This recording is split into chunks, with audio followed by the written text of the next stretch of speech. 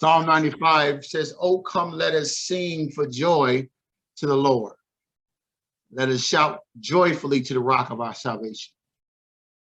Let us come before his presence with thanksgiving. Let us shout joyfully to him with songs. For the Lord is a great God and a great King above all gods, in whose hand are the depths of the earth. The peaks of the mountains are his also. The sea is his, for it was he who made it. His hands formed the dry land. Come, let us worship and bow down. Let us kneel before the Lord, our Maker. For he is our God, and we are the people of his pasture and the sheep of his hand. Today, if you would hear his voice, do not harden your hearts as at Meribah, as in the day of Massah in the wilderness, when your fathers tested me.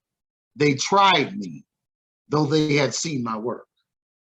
40 years I loathed that generation and said, they are people who err in their heart, and they do not know my ways.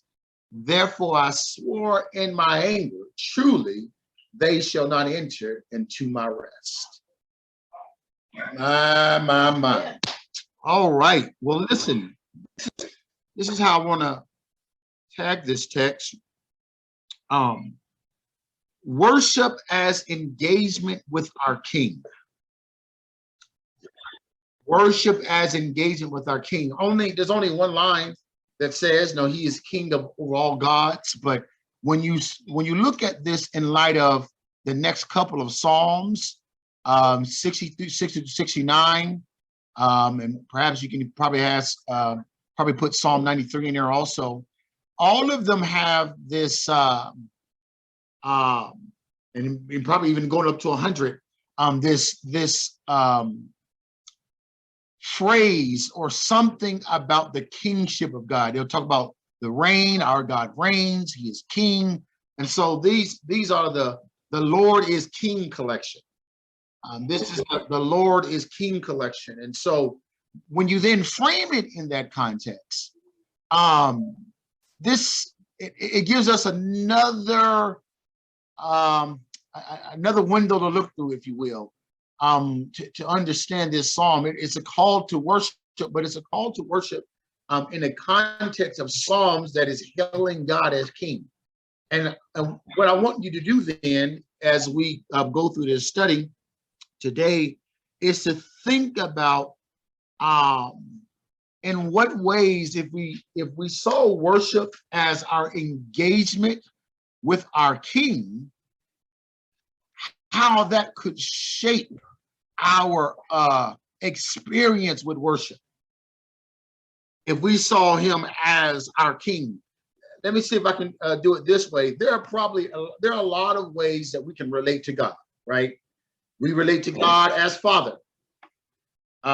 We relate to God as provider. We relate to God as protector and all kind of various things. I wonder though that if some of the laxity that you sometimes see in worship, sometimes people are kind of nonchalant.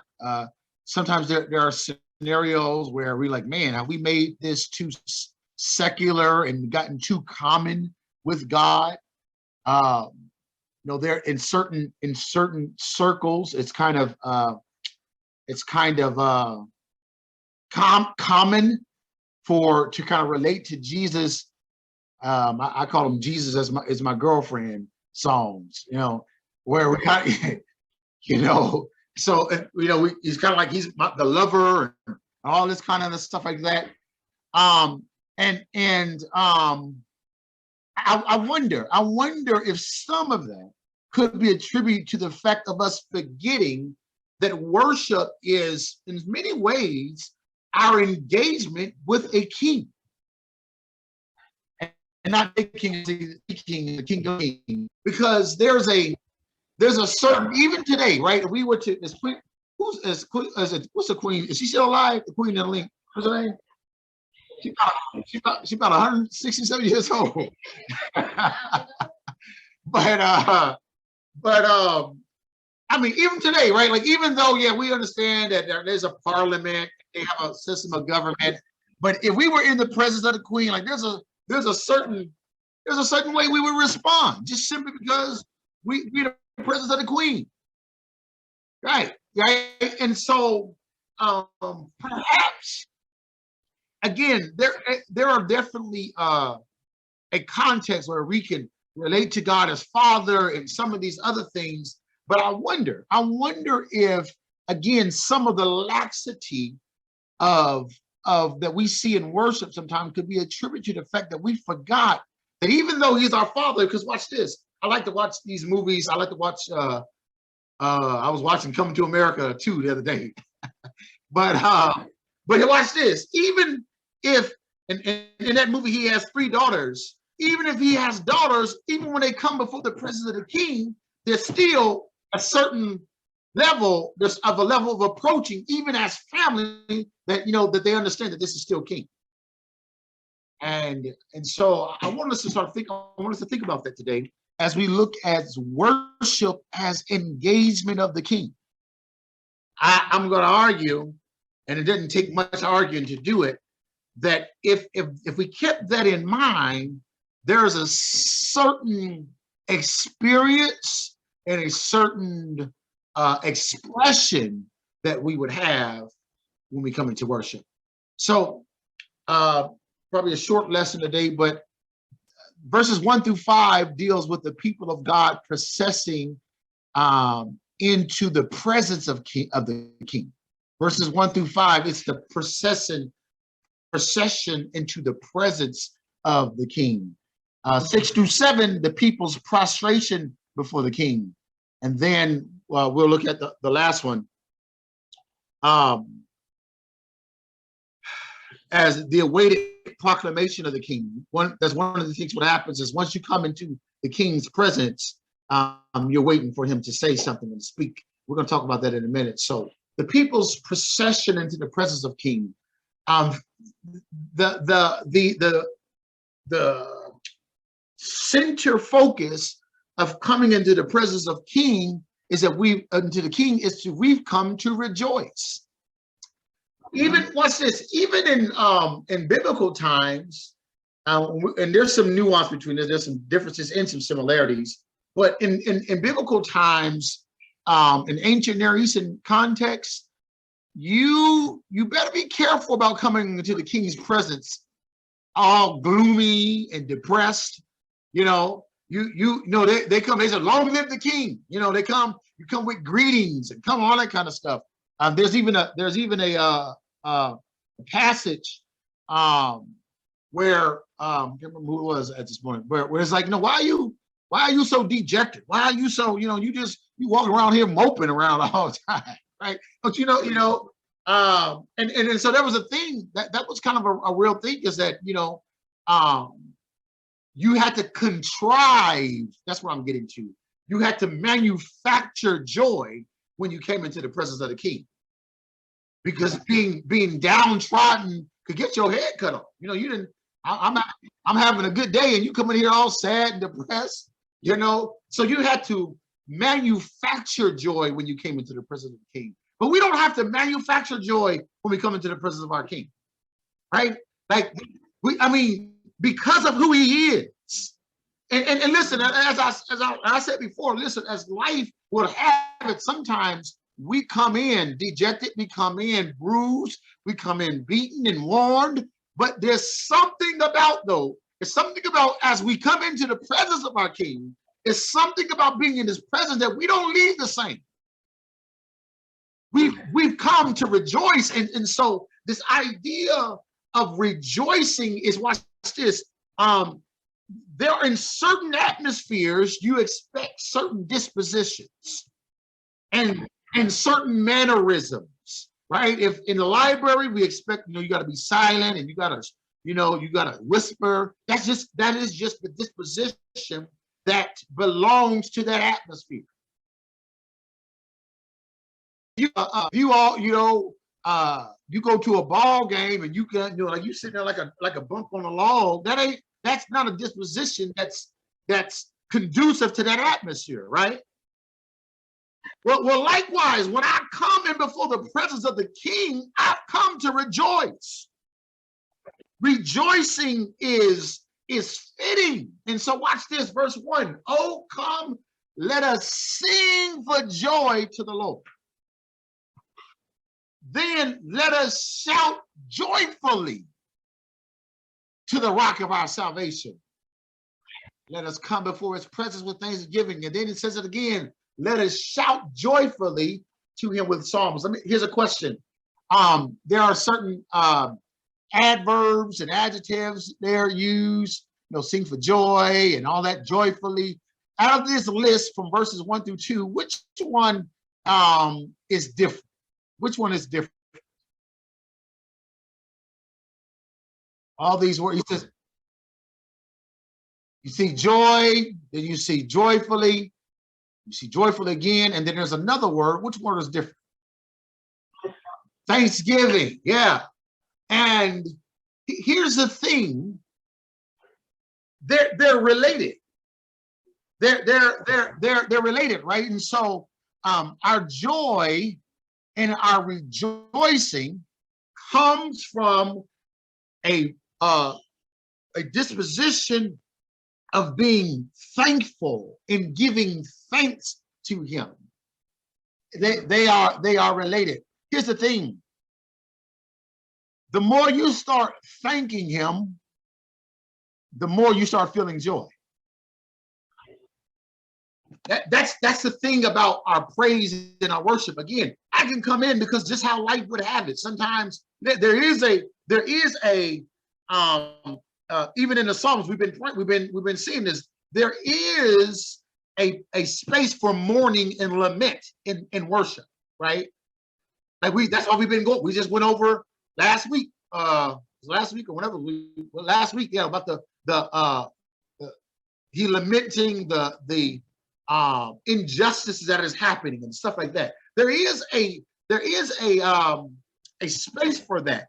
But how do you go from to places of lament to joy? It starts with thanksgiving, and thanksgiving doesn't have to be predicated on my feelings. Joy is a feeling, right? But I can give thanks even when I don't feel certain things. And it's in so many ways it is a disposition of the mind. It is a resolve. I come, he says, let us come, let us sing, let us shout joyfully. A lot of this starts with your decision. It starts with your choice that I am going to thank the Lord. At the very fundamental aspect of worship is thanksgiving. My boys know, why do we go to worship? To thank him. It is to thank him. And so let us come before his presence. Now, watch this again, though. This is in the presence of the King. We don't have to contrive our thanksgiving. We don't have to contrive our joy. When we realize just on how his throne has affected various aspects of our life, the fact that God is on the throne and how that has showed itself or revealed itself in our lives. We start thinking about that because you can talk about, like, sickness, how God has shown himself to be enthroned even over our sickness, how he's shown himself to be enthroned even over our circumstances and situations, right? When especially when you recognize that in prayer, right? It's one thing you just sit there, you just kind of taking stuff, you ain't taking it to the Lord. But when you begin to take those things that are ailing you and begin to specifically cry out to God about these things that are going on in your life, then you get to see how his enthronement is relevant in your life. And you get to see that even though men and people may say things, even though lawyers and doctors may say one thing, even though cultures and laws may say one thing, you get to see that how he's working, that he is the all powerful. Watch this. And it says in verse 3, the king above all gods, G, little g. All gods, little g. The government gods, the medical gods, all these people who've exalted themselves as being these gods of their spirit, he is the king above all of them. And so we then get to see his enthronement in our life. And as we are experiencing his enthronement, that he is the king that can't be dethroned, that he is the king above all kings, that all bosses, leaders, and governments have to bow down to him, that then you come in with the expression because you've experienced. And what a tragedy to lose sight of his kingship. Yeah, because then you start to, I think it's a fitting psalm coming out on the heels of Psalm 94 that speaks of, when we talked about how the righteous respond when they've been wronged, right? And what a great song to remind us that he's king. And when I lose sight of the fact that he's king, and since he's king over all of the earth, that's part of what it's going to talk about in verse 4 and 5, in whose hands are the depths of the earth. The peaks of the mountains are his also. The sea is his, for it is he who made it. And his hands form the dry land. In other words, his the speaking of his hand, it starts off with his hands and it ends with his hands. And this is an inclusio that is all in his hands.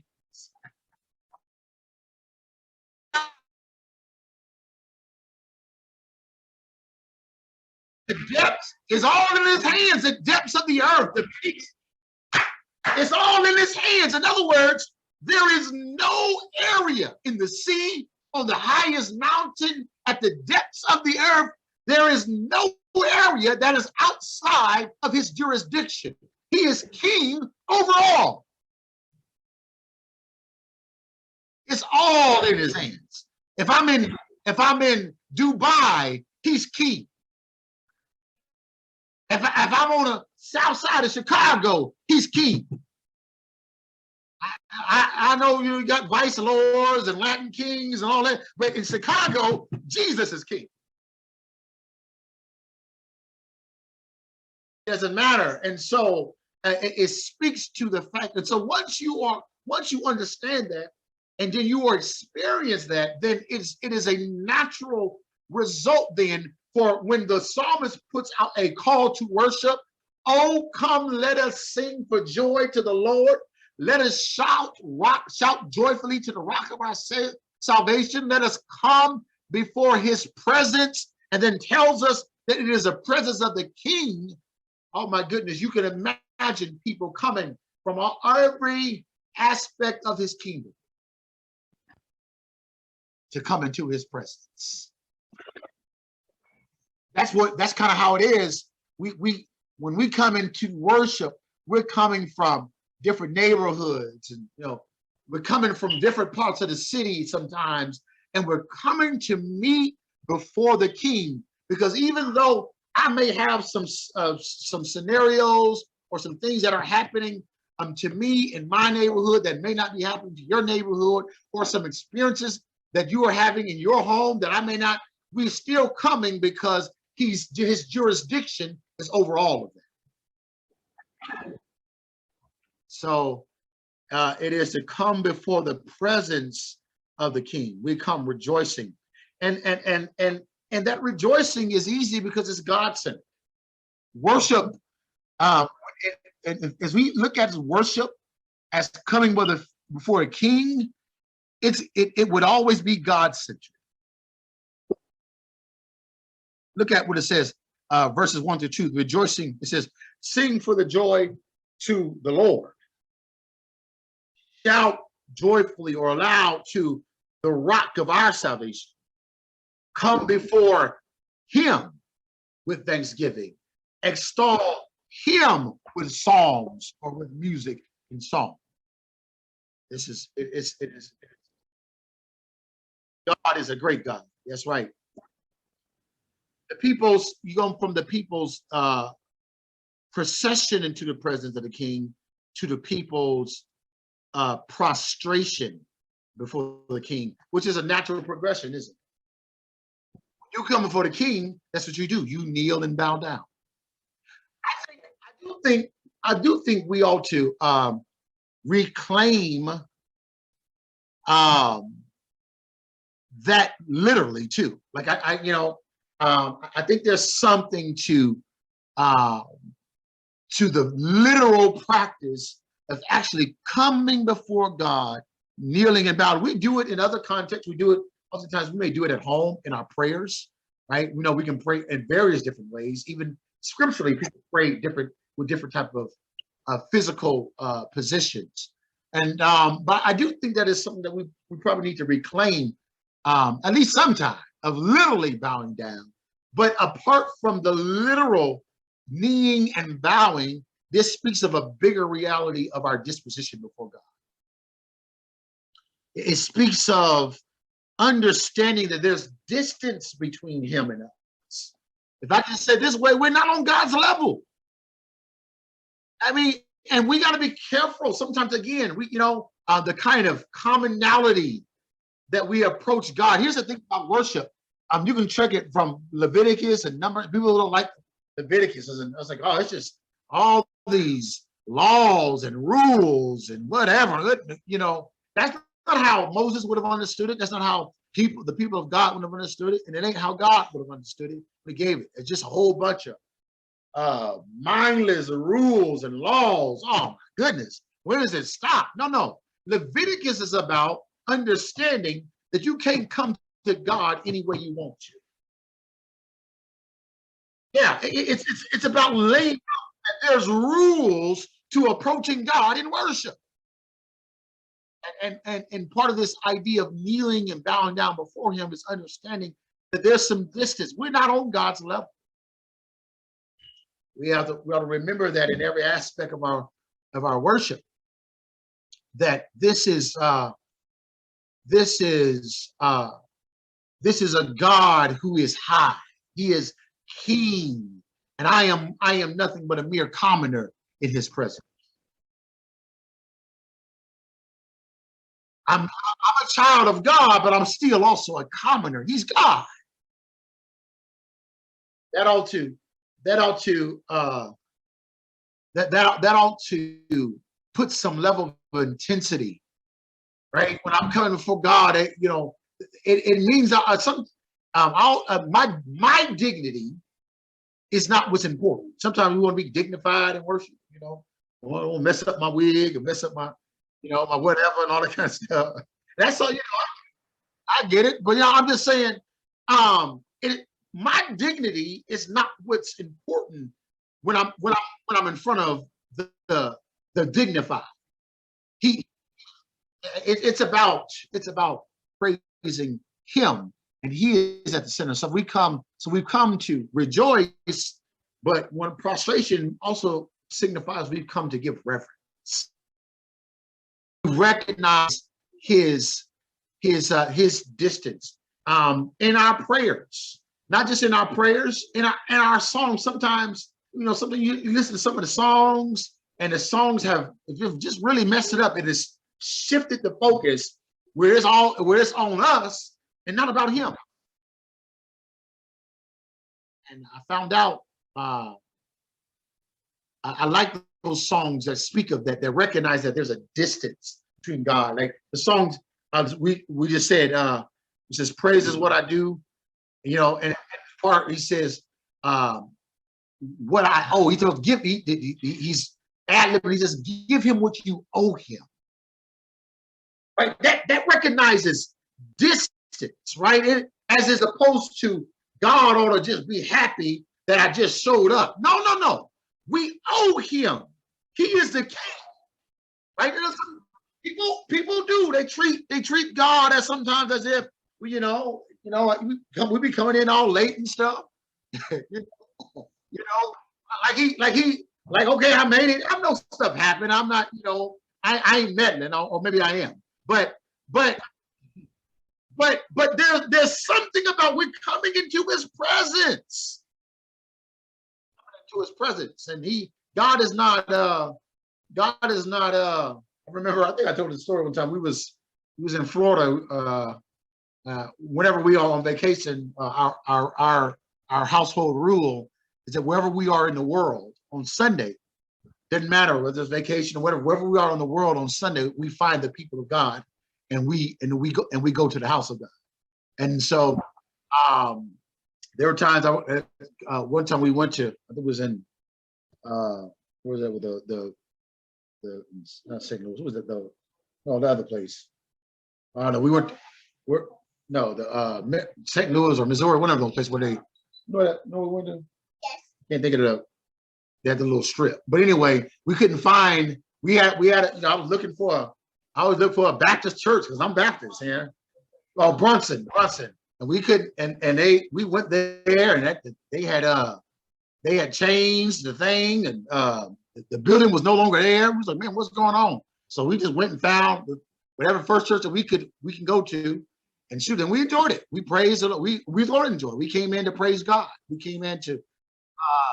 We had already came in our mind that we was coming to give thanks. That's another time we were in Mexico. I looked up a place, and we got there. We caught the cab, and then the house, the church had shut down. I said, Lord Jesus. I said, wait. And I looked, and I saw a guy walking with a Bible, and I said, Señor, ¿dónde está tu iglesia? Like, where's your church? And he's like, vámonos, like, follow me. I was like, shoot, come on, we going. So because we've made up our mind. We're going, and it was like right around the corner. I said, oh, thank you, Lord. So, but here's the thing. We come to give reverence. We come to give reverence to him. And there's another scenario where we was in Florida, and this time we had came out. The worship was over. Ladies showed up. Oh, they finished? Yeah. We've been here for 2 hours. What are you talking about? They finished. So it's like we can become lax and forget, wait a minute. Part of recognizing his distance is understanding that this is something I owe him. This is not just, I know you're coming for the king. You come bearing gifts. You come that our worship. I always say, if we can help it, anytime we come before the Lord, we ought to come bringing gifts. And I'm talking about monetary gifts. Hey, I thought I'd get an amen. Maybe something wrong with my Zoom. Oh. Okay. Yeah, we ought to come. Yeah. If you don't have it, you don't have it. But if anytime we can help it, we ought to come bearing gifts before him. Because and we're recognizing the distance. We owe him our praise. We owe him. It is a debt that we can never repay. Yeah. Lastly, watch this. He says, this is important. And he says, let us kneel before the Lord our maker. I believe in verses 6, when he starts talking about the earth, the depths of the earth and stuff like that, he's talking about his reign. He's talking about his jurisdiction. When he says, let us kneel before the Lord our maker, we might think he's automatically talking about creation. He is talking about creation, but I don't think he's talking about general creation. I think he's talking about the creation of Israel as a people. The next verse says in verse 7, for he is our God, and we are the people of his pasture, and the sheep are of his hand. Kneel before the God our maker. Then he says, for he is our God, and we are the people of his pasture, the sheep of his hand. And so there's this element of, listen, remember how God, you know Israel's story, especially in Deuteronomy, how God reminds them, y'all were nobodies. You were nobodies when I came in Ezekiel, when he's upset with them. And they keep on. He says, listen, y'all, you were nothing. You were an abandoned child swimming in your blood. And I came by and I spoke these words to you and I said, live. You, you, you were a aborted child. Nobody wanted you. That's what he said to him when he got mad at him. But in Deuteronomy, he said, listen, y'all don't get it twisted. You're stiff-necked people. It ain't because you are all this and all that, and so there's an element where he's talking to us Israel. He's saying, the Lord our maker in regards to the creation of them as a people. And for us as New Testament, the New Testament Israel of God, I think there's definitely that, right? Where we come from the Lord our maker, the creation, which is new creation, where he has made us into his people. That's enough to come before him, worshiping and bowing down to him because you understand who you were before he was made you into his people. Paul says it this way, that you were enemies of God, but by grace. He said you are lost, but by grace you've been brought near. Yeah, my goodness. We are the people of his pasture, the sheep made by his hand. And so we that helps us with that distance, is understanding that we weren't always child of God. He made us. He formed us into the children. Yeah. And once you got that understanding that this is part of his kingdom, is that, watch this, in order oftentimes kings are there's an inheritance where you can be kind of pass on the king, but also so you can become king because you've conquered land. And in this regard, watch this, it wasn't just he conquered us, he delivered us. We were slaves to sin and to Satan, and he translated us out of the dominion of darkness into the kingdom of light. The Lord, we are the sheep of his pasture. So you come not only to rejoice, you come with reverence, which then also leads us to the last part. We've come to respond. We've come to respond. There was the people's procession into the presence, the people's prostration for the king, but the awaited proclamation of the king. When you come and you announce yourself, blessings to the king, or long live the king, and then you wait for him to give orders. We come into worship, but we ought to leave with a response. There is something that he wants us to leave with. There's a proclamation, and in this case, the psalmist is giving a warning. It's a warning. We come to respond, watch this, in our living. Worship should not stop in the sanctuary. It should overflow in our life, that our life then becomes worship to God. It's both of them. It's both of them. Don't get it twisted. No, he did say, come into his presence. Come. He didn't say stay at home. He said, come. So it is both, right? There's this kind of idea. I don't need to go to church. You ain't got to be. You can worship at home. Well, the expectation is that you come into the house of God. You come collectively. Come, let us rejoice. Come, let us bow down before him. And then you respond with the proclamation he's given. Watch this, verse 7. So in this case, it's a warning. It's a warning. We can look at other passages, another psalm where we get a different message, but in this case, it's a warning. He says, do not harden your hearts as in Meribah. He's talking to them as Israel, as in the day of Massah in the wilderness, when your fathers tested me. And I like this. God talks like we talk sometimes. They tried. Yeah. Even though they had seen my work. They tried me. The scenarios in Exodus 17, I've preached this before. In Exodus 17, it's the place. Let me just go there real quickly and just read it. There's a major thing, that just one kind of thing I want us to walk away with. But in Exodus 17, it says, then all the congregation of the sons of Israel journeyed by stages from wilderness of Sin, according to the command of the Lord. That's important. Encamped at Rephidim, and there was no water for the people to drink.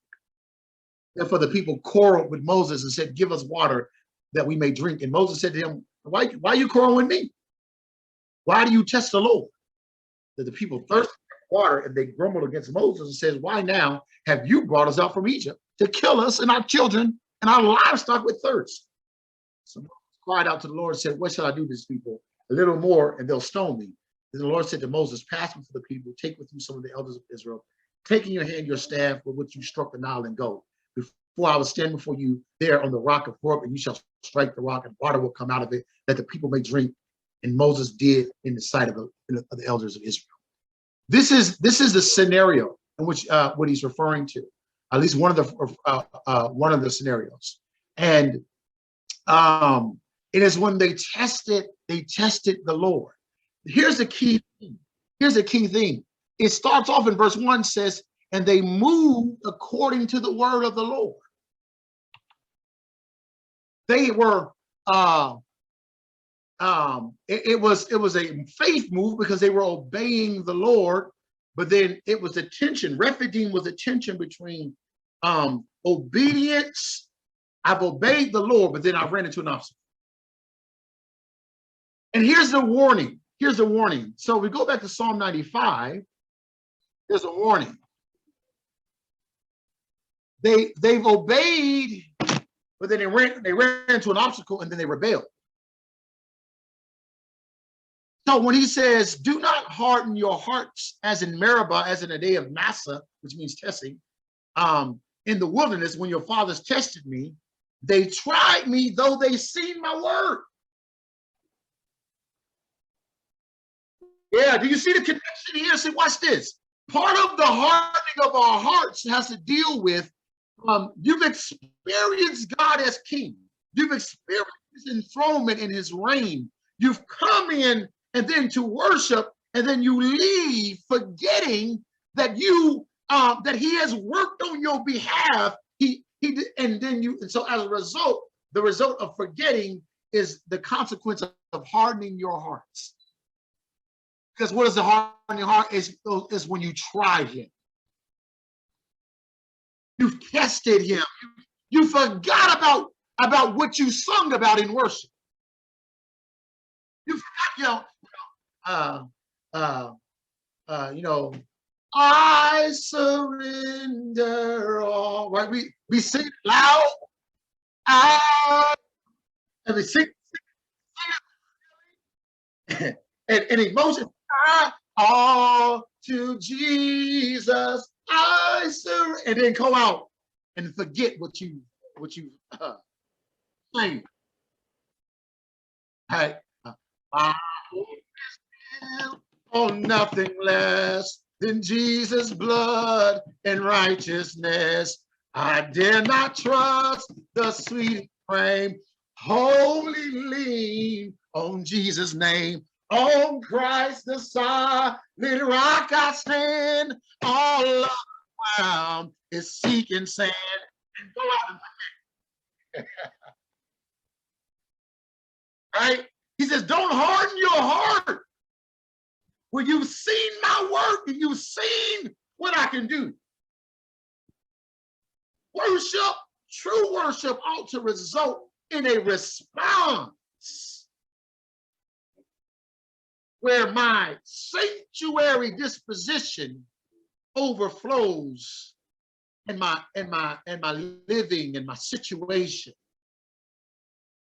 Yeah, and so because I've awaited the present, I waited the proclamation of the king.